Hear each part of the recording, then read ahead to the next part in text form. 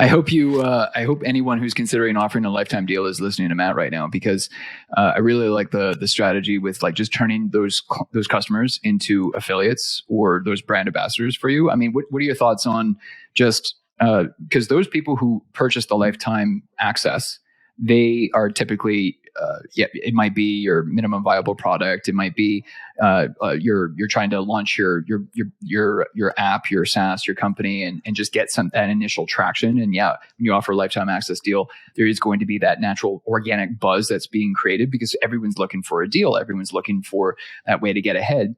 What do you think about the feedback that those people are providing to the company? Like that would be the natural exchange. We're going to offer you an amazing discount. Here's a lifetime access deal. Just, hey, like you're basically our beta testers. They're not called beta testers, I know, but in a sense, you're basically the beta tester for this company. You're going to, in exchange for this amazing deal, you're going to be sharing all kinds of feedback, the things that you like, the things that you don't like. And then any additional features that they include, well, then there might be a monthly fee to those additional features. Are you not a fan of that approach as much? Yeah, so let's talk about, why you should do an LTD, why you should do a lifetime deal on a platform like AppSumo. AppSumo is one of the bigger ones, okay? So one is if you don't want to have, if you want to raise capital from investors and you want to keep 100% equity in your business, what you could do is do an LTD and raise possibly a few $100,000 to help develop your product, right? So all those initial buyers are basically like, kind of like your investors that you do not have to give equity to, but you need to continue serving, well, not necessarily serving them, but allowing them access to your platform. So I think that's one of the best ways to raise money for a startup. You build your MVP, right? You sell access to the MVP. You say, hey, you're going to get this plan. So let's say you have 3 plans. You have starter, pro, and agency, right? And you give them the pro plan. So what some people do is they'll say you get the pro plan, but then later on they change their plans or change the name of their plans. So there's all the tricks that they do.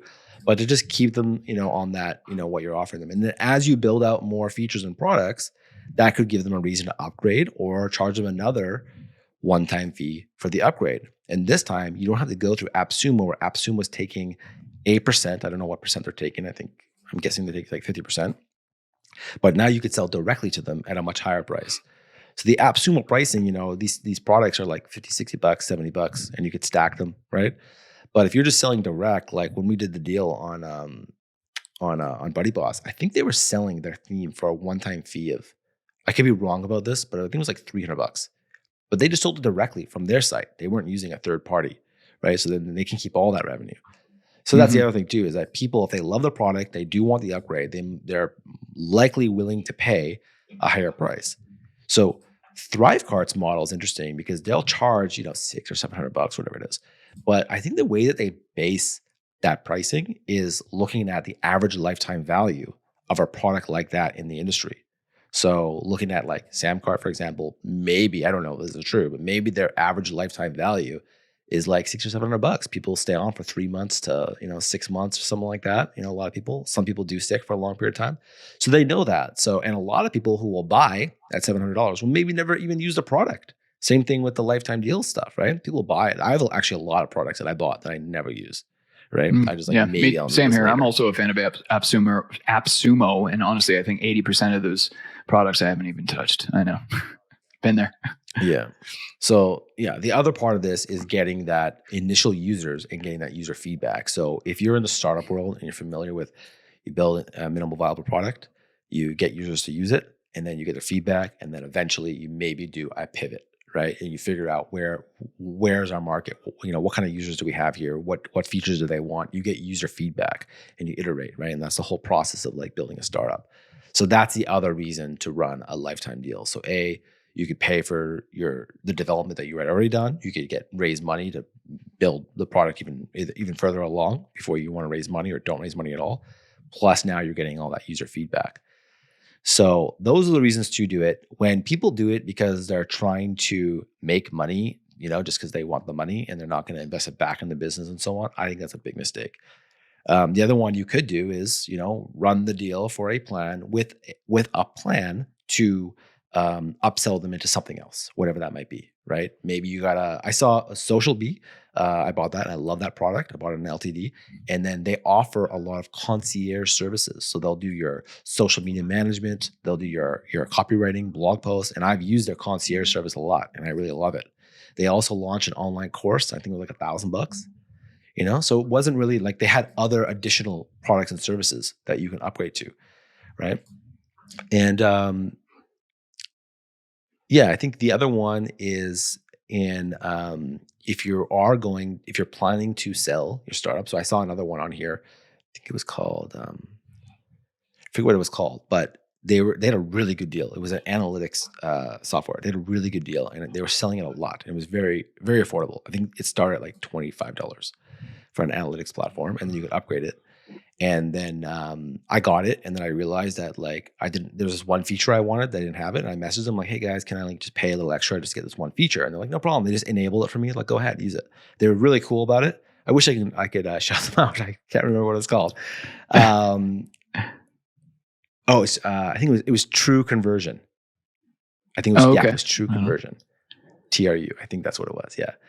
And then, but what they were doing is I think that they were just getting a lot more users on their platform. So that way, when they get acquired, they could say, we have 10,000 people using this product. And this is the data we're getting from them, right?